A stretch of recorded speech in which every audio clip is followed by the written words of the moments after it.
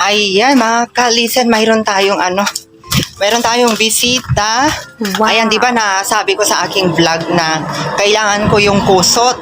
So ngayon, pasalamat tayo kasi may vlogger dito. Ayan. Si Hello. Beshi, ayan. Please follow for more. Marami pang video gagawin tayo. Ayan, so abangan nyo din, magko-collab din kami soon. Ayan. Ayan, mga kalisa, sa mga gustong mag-ano ng mga kusot, ayan siya, i-follow nyo po siya para Normal po sa mag-ano na lang aking kayo. account. Thank you so much. Okay, thank you. Magandang araw. Oo, ayan. So, kusot mga kalisa, mayroon na po tayo. Ayan, maraming salamat, idol, ha. Saan nyo ba inaano yan? Doon sa pinapaan. Tapos, ibibilad muna namin yung iba. Tapos, Pero saan nyo pinipick up yan? Ikaw na lang, kukuha na lang ako. Sa'yo na lang ako kukuha. Oo, sige. Oo. Basta chat ka lang. Okay, sige. Thank you so much. Thank you, Ben. Thank you. Ayan, mga kalisa, mayroon na po namin ito, oh.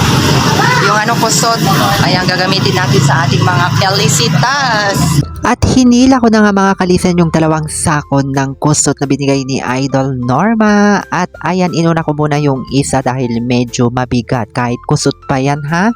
Medyo mabigat. At ito na nga yung 2 sako mga kalisen. Kaya tuwang-tuwa ako that time kasi mayroon na kaming kusot na gagamitin ng ating 4 babies na sina Team Tarukoy at Felicitas. At pumunta na ako dito sa loob para tignan po sila at excited na akong ipaalam sa kanila. Yehey! Meron na kayong kusot.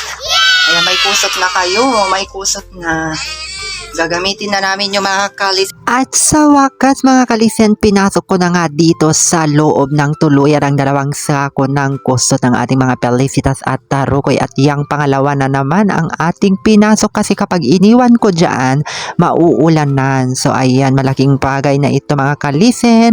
Until next time, thank you so much, idol. Bye!